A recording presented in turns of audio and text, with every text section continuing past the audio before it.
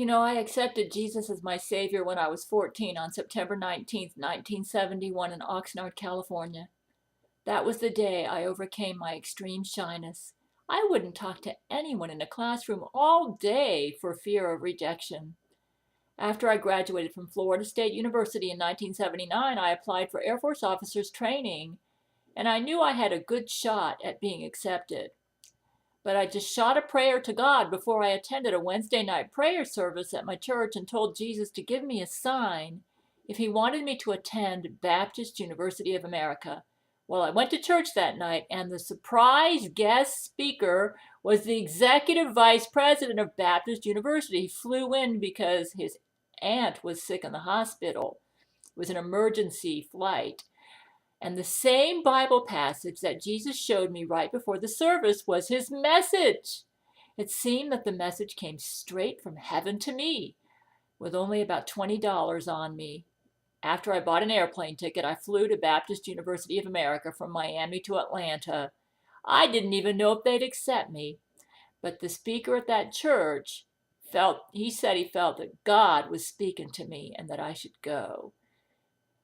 While I was at Baptist University, the first week I was there, I was accepted to Air Force officers training, but I turned it down and stayed at Baptist University.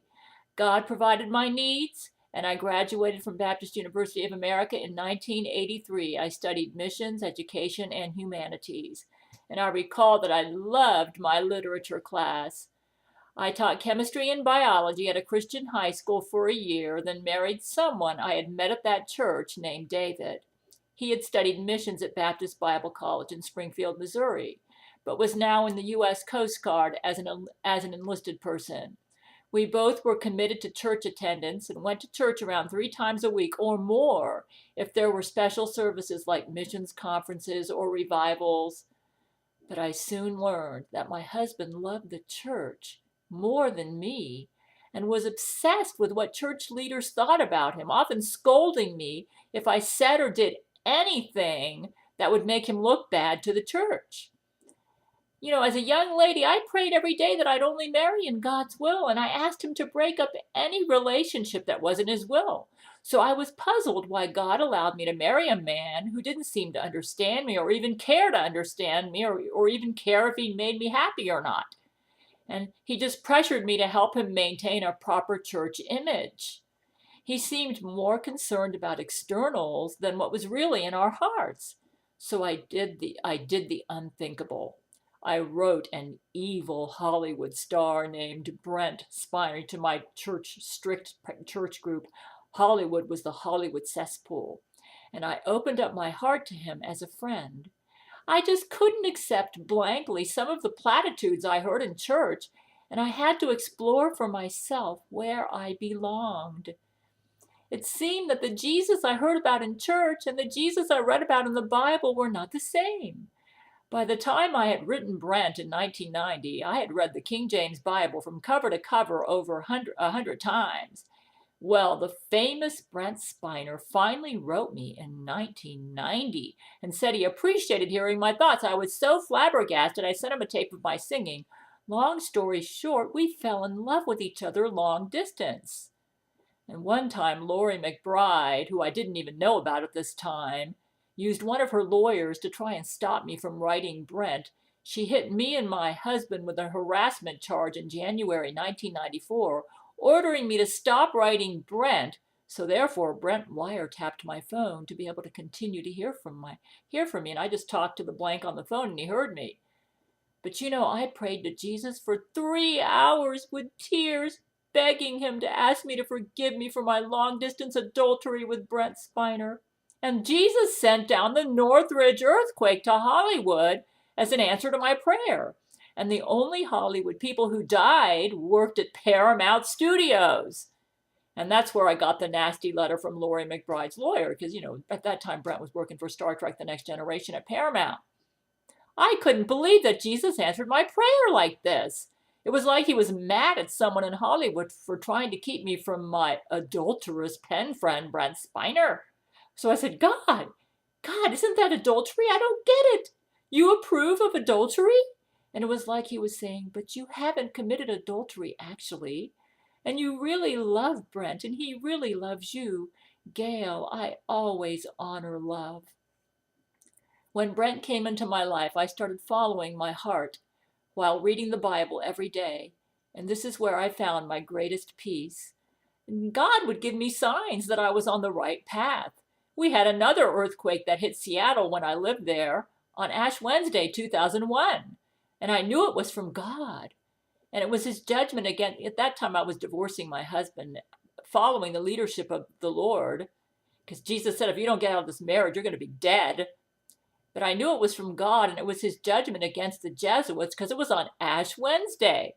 Nobody died in that earthquake, even though it was powerful. And that's because I lived in Seattle at the time. And Jesus said, yep, Gail, you're the reason nobody died. He told me that later, and that's in Bible for Tribulation Saints. Finally, Brent started communicating with me directly in 2011 when he wrote me through my YouTube channel. Lori McBride attacked us both immediately, but God was with us. The battle intensified to the point where Satan got involved starting in 2012. And that's where my Bible for Tribulation Saints starts. Satan showed up first, and then Jesus showed up to rescue us from Satan. Satan resurrected a dead Zach Knight from hell, and he became the Antichrist, causing all my men to want gay sex with each other. Not only did they want it, they were doing it with each other. It was in the middle of a church service. Satan took over the church service. That's how Bible for Tribulation Saints opens up. Only Jesus could rescue us, and he did. Not only did he rescue us, he started talking to us. We thought maybe that would be it, but he ended up talking to us many more times from 2012 to 2017. I recorded and transcribed or wrote down every time he talked to me. And Jesus has not been at all what I've expected. I found him attractive at first because I find masculine men attractive, and he's very manly. And it got me into trouble. And so Jesus said he couldn't meet with me directly lest Satan impersonate him. You know, I've read the Bible so much that I have no doubt that I've been conversing with the real Jesus. Our conversations have revolved around the crises that I and my men have had to face and how we've dealt with them. And Jesus always showed up to guide us when planet Earth was on the verge of extinction several times. I'm in Zechariah 9:15, and Jesus said that, yes, Gail, that's you in there. I'm the King David woman. Half of my genetic profile is King David, who defeats an enemy with sling stones in that passage. By the time I decided to lead the Antichrist Zach Knight to Jesus in 2016, I'd been conversing with Jesus regularly one-on-one since 2012. From 1990 to now, Jesus and Brent Spiner have transformed me from a rigid, hardcore, Victorian sex standards type of woman to one who embraces all forms of true love with passion. This is where Jesus wants me. If you read Bible for Tribulation Saints, you will see how this happened and how Jesus played a role in making me possibly the greatest lover of all time with full divine approval. Those who yearn for a God who honors true love in all its forms need to read Bible for Tribulation Saints, because you'll learn that this is the heart of God. I have given Jesus co-author credit in this book because I've quoted him so much. He deserves that. In fact, I believe my Gail shield has become powerful again since publishing this book. It weakened considerably after it absorbed the powerful Sarakaki that Angelina Ballerina launched towards Florida with enough power to destroy the entire universe 3 times over. This book is in a 4-part series, and it's now available at Amazon. And Jesus has a lot of, Brent Spiner is Jesus Christ transcriber, and Jesus only allows Brent to transcribe for him, and all of Jesus' quotes are in red and bold if you get the Kindle version or if you get the red letter edition. So this book, basically what I wanted to do in Bible for Tribulation Saints was to give the world my Jesus experience since Jesus started conversing with me. And I've got it all in this book.